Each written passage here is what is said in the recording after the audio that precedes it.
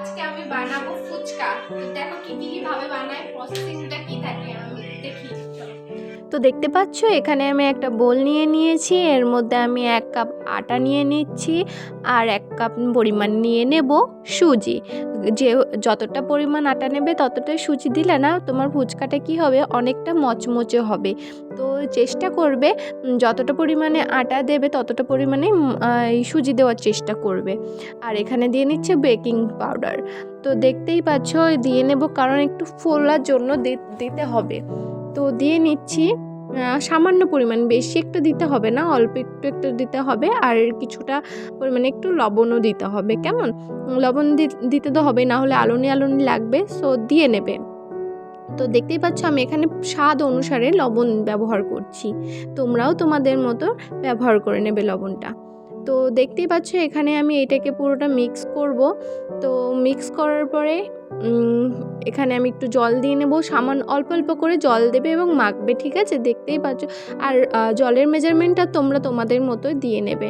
কেমন, আমি যেহেতু একটু ফুচকা বানানোর চেষ্টা করলাম প্রথমবার, তো দেখতেই পাচ্ছ এই যে আমি এখানে ডোটা মেখে রাখছি, একটা ভেজা কাপড় দিয়ে ওটাকে ঢেকে রাখবে। কেমন, দেখবে অনেক ভালো হবে। এটাকে 15 মিনিট, অ্যাপ্রক্স 15 মিনিট রেখে দিলেই হয়ে যাবে ব্যাপারটা।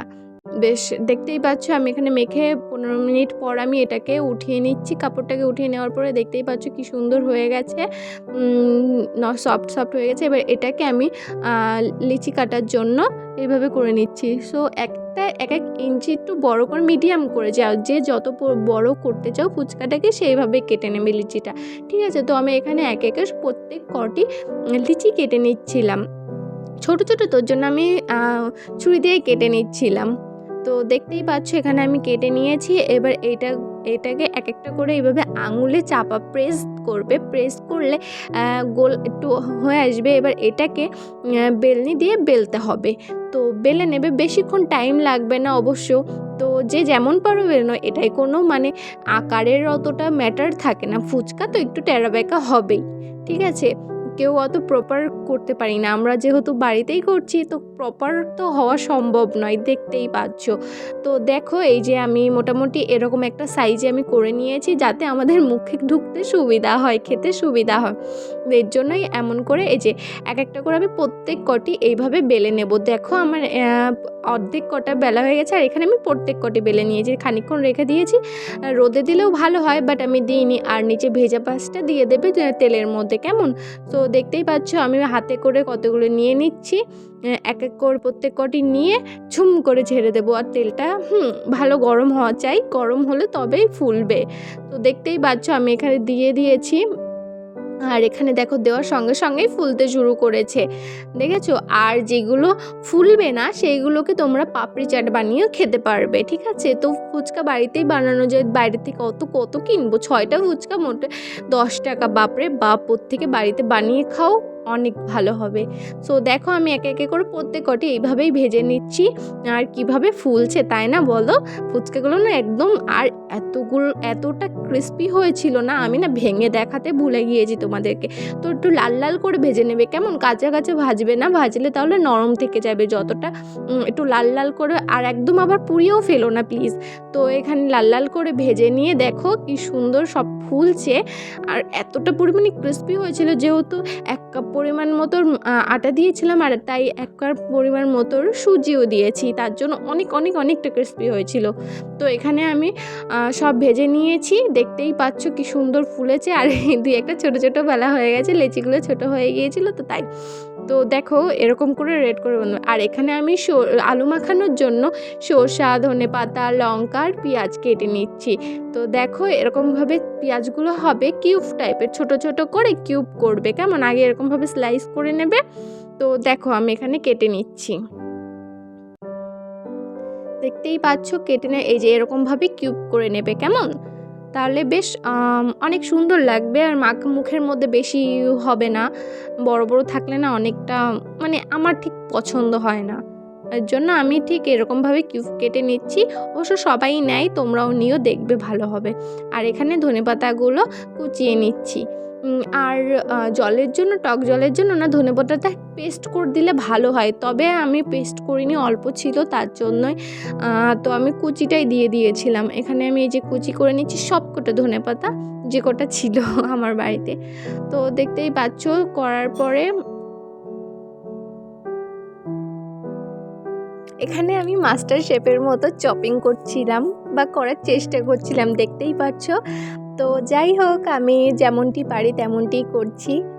তোমরা একটু অ্যাডজাস্ট করে নিলে। আর এখানে লঙ্কাগুলো কুচিয়ে দিয়ে আমার যে কী ভয় লাগছিলো, যখনই মানে কোথাও হাত লাগবে তোমার মুখে চোখে তখনই জ্বলা শুরু হয়ে যাবে। তবুও আমি ছোটো ছোটো ছোটো ছোটো করে কাটছিলাম, দেখতেই পাচ্ছ।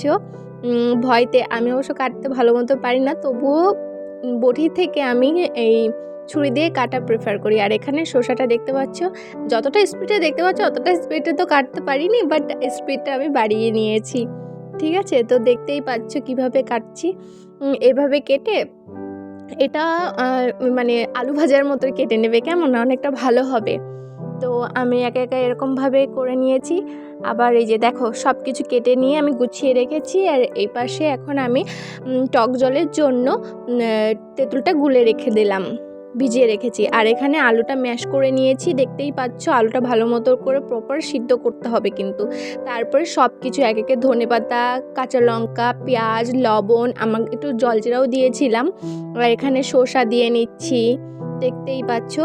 শসাটা পরিমাণ তোমরা যে যেমন চাও দিতে পারো। আর এখানে বাদামটাও দিয়ে নিচ্ছি। বাদামটা না আমি আগে ভেজে নিয়েছিলাম শুধু শুকনো কড়াইতে, ঠিক আছে। আর এখানে যে তেঁতুলটা ভিজিয়ে রেখেছিলাম সেটাকে দিয়ে জলের সাথে গুলছিলাম। তোমাদের যতটা জল প্রয়োজন লাগবে তোমরা ততটা দেবে, সেই অনুযায়ী তেঁতুল দেবে যাতে টকটা হয়। তো তার মধ্যে এই যে আমি তেঁতুল গোলা জলটাও দিয়ে দিচ্ছি। এবার একে একে যে তেঁতুলের বীজগুলো থাকে সেগুলো কিছুটা ফেলে দিচ্ছি। আর এখানে হলো বিট লবণ দিয়ে নিচ্ছি। বিট লবণের টেস্টটা একদম আলাদা আসে, তোমরা খেয়ে চেক করবে কেমন। তো দেখতেই পাচ্ছ। এবার ধনেপাতা দিয়ে দিচ্ছি। বললাম না ধনেপাতাটা পেস্ট করা হয়নি, এর জন্য মানে কুচিটাই দিচ্ছি, কি করব, যা আছে তাই দেবো। তো দেখো এখানে। আর এখানে আমি একটু পাকামো করে একটু শসাও দিয়ে নিয়েছিলাম, যেটা কেউ দেয় না। যাই হোক, নতুন ইউনিক তো কিছু একটা করতে হবে, সো শসাটা কুচনো শসা আমি দিয়ে দিয়েছি। তো ভালো করে এটা করে নিয়েছি। তোমরা হয়তো বলতে পারো যে চামচ দিয়ে তো করতে পারো। হ্যাঁ, আমি পরে মনে পড়লো, হ্যাঁ তাই তো। কিন্তু যাই হোক, আমি যেমন পেরেছি তেমন করেছি আমরা। তো দেখতেই পাচ্ছ আমার এখানে টক জলটাও রেডি হয়ে গিয়েছে। আর এদিকে একটু মানে দিয়ে দিচ্ছি জলজিরা দিলে তো টেস্টটা অসাধারণ চলে আসে। আর সত্যি কথা বলতে এখন আমি ভয়েস দিতে দিতে আমার মুখে জল চলে আসছে। তো দেখো, যাই হোক, এই ফুচকা জল এমন একটা জিনিস যে যখনই বলবে তেঁতুল তখনই মুখে জল চলে আসবে, তাই তো বন্ধুরা।